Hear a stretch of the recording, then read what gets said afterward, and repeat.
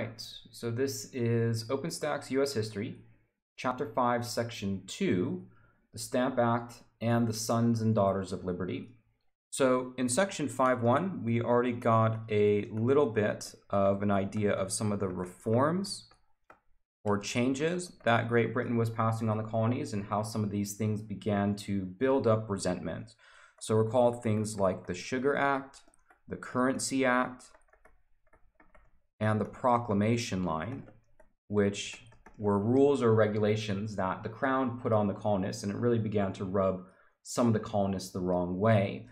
The mother of all reforms, and by far the most important reform in the aftermath of the 7 Years' War, was the Stamp Act. And it's really the Stamp Act that gets the most visceral colonial response, far and away. So the Stamp Act was a revenue-raising measure. The idea was to raise money to pay off the debt for the 7 Years' War. That question in which we asked before, who was going to pay for the war debt? The Stamp Act very clearly stated that it was the colonists who would pay for the Stamp Act. It was a direct tax on printed materials. And the idea was that before you could print something, you had to go get it stamped by the stamp tax collector. So you would bring your piece of paper, whatever it was, a newspaper, a legal document, a pamphlet. You'd go to the tax collector, they would put this stamp on it that you see here. And once you got that stamp, you were allowed to print it legally. You gave the stamp collector money, they put it on your paper, and that was how they were going to raise revenue for the war debt, right? For the war debt. Now, this was different than any other tax before because it was both a direct tax and an internal tax. This was the first of this kind. Now, the Parliament had always taxed imports and exports. We might call this indirect taxation, but Parliament had never actually taxed anything that never left the colonies. In other words, these printed materials would have never left the colony and they were inside. And the colonial representatives, right, or the assemblies had always had this power. And this was the first time that Parliament was kind of encroaching upon that power. And that's why, one of the reasons why it caused such a huge backlash. So this was the first tax of its kind. Parliament also passed the Quartering Act. This is the requirement to house British soldiers, right? So to quarter a soldier means that you are forced to take care of them. This was kind of a silly act to pass on the part of Parliament because most colonists were very happy to support British troops, show their patriotism, etc., etc. But it's just one more thing, right? When you begin to add up all of these various reforms that the British are passing, right? Sugar, Currency, Proclamation Line, Stamp Act, Quartering Act. The colonists began to talk about all these things cumulatively as being undermining or having undermined the liberty of the colonists. The liberty to trade with who you want, the liberty to use what currency you want, the liberty to live where you want, the liberty to live without taxation, the liberty to have to house, whatever it is. And so, these things could all kind of come together under one cause of undermining the liberty of the colonists, right? Undermining the liberty of the colonists. So what did these colonial protests look like? Well, the protests against the Stamp Act were far and wide, whereas something like the Sugar Act would only affect merchants. The Stamp Act pretty much affected everyone because all the colonies used printed materials. And even for those who couldn't read, it was also a tax on playing cards. So, think about like the upper classes and the lower classes. The lower classes probably wouldn't be engaged in anything regarding, literacy, reading anything, but they would be, playing with cards and stuff like that. And so that was something that, of course, irked them as well. And so this brought up questions about British liberty. What rights do the colonists have as part of the British Empire? And it put up this question about representation. Direct representation versus virtual representation. Direct representation was the position that the colonists took, right? That is, they should have a direct say in terms of who can tax them and who can't tax them. Virtual representation, that was held by Parliament. not everyone in Parliament, but most in Parliament said that, well, look, the colonies are part of the British Empire, and Parliament, right, represents the British Empire, right? So in England, they elect members to Parliament. Parliament therefore represents the British Empire. Because the colonies are part of the British Empire, they are virtually represented, right? They are virtually represented. Whereas the colonists, they said, no, wait a minute, right? This body right here, Parliament, a group of people who get to pass the laws, there is nobody from the colonies in Parliament. And what the colony said is, look, we need direct representation. We need members of the colonies inside Parliament. Because, of course, according to Enlightenment doctrine, the idea is that governments are ruled through the consent of the governed, right? That you have to have a say in your government. And this is the huge divide between the 13 colonies and the British Parliament. And this is essentially the problem that never gets resolved.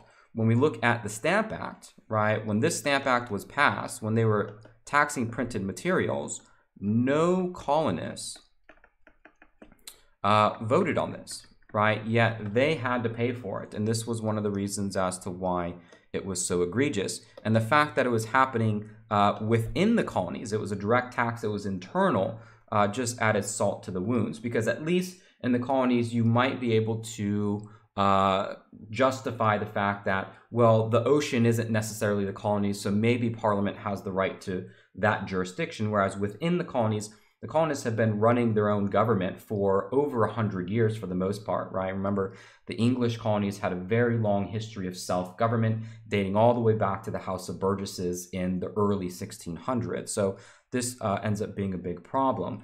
You have notable colonists like James Otis of Massachusetts, Patrick Henry of Virginia.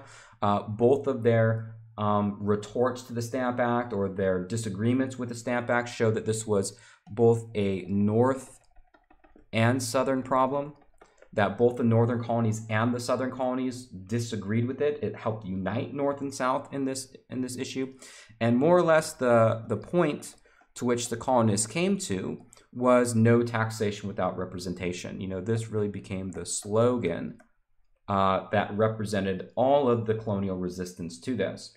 And so representatives of the assemblies, right, you know, the upper class met in, I believe it was it New York or Philadelphia? Probably Philadelphia, to be honest.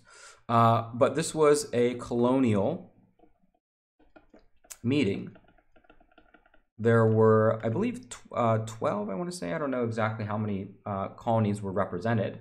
But it was a formal petition of a united disagreement with the Stamp Act.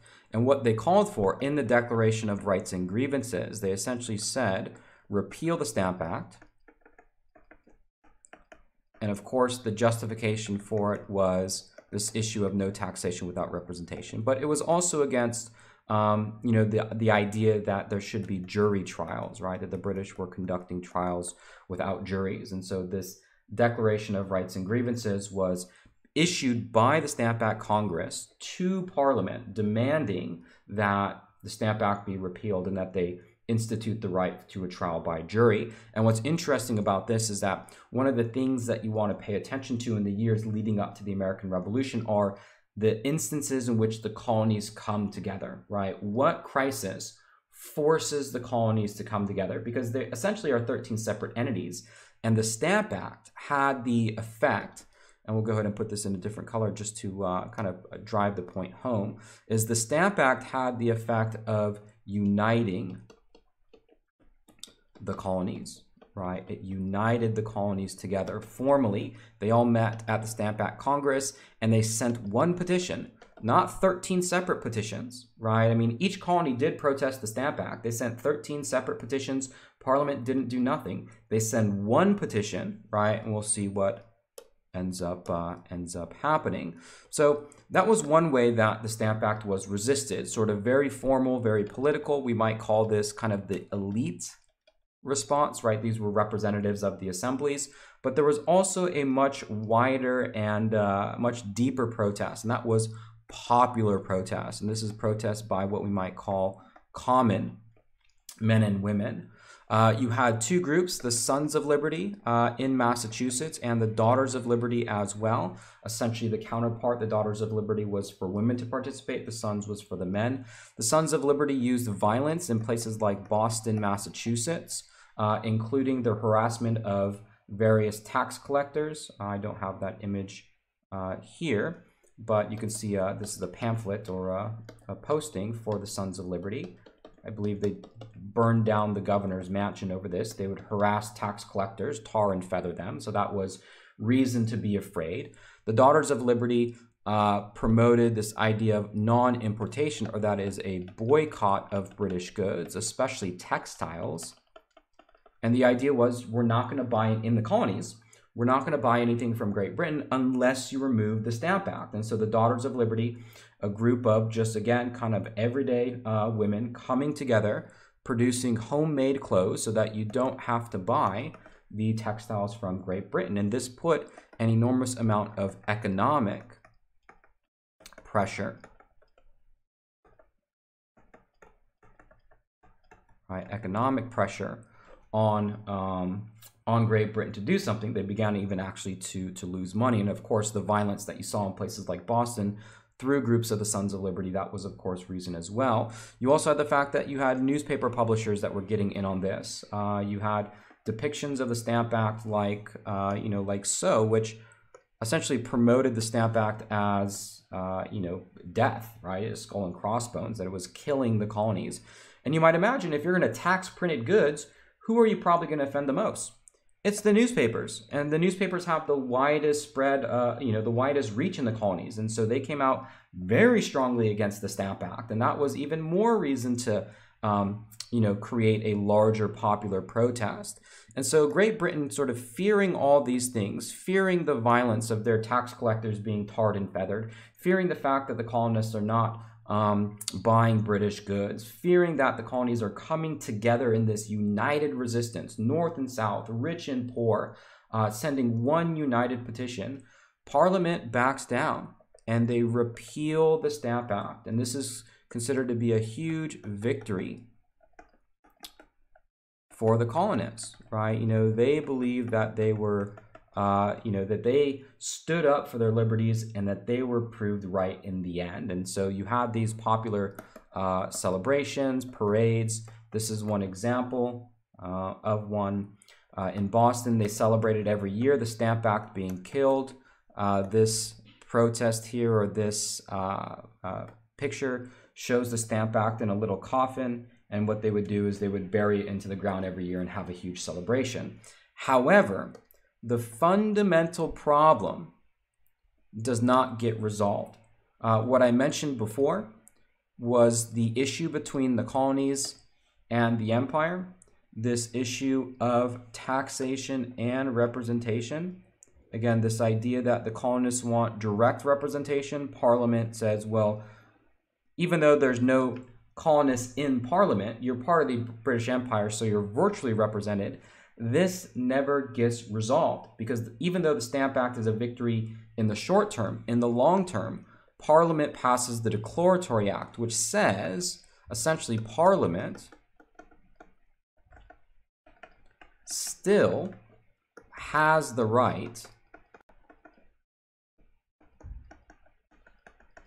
to tax the colonies, right? Parliament is declaring that they still have the right to tax the colonies, despite the fact that they repealed the Stamp Act.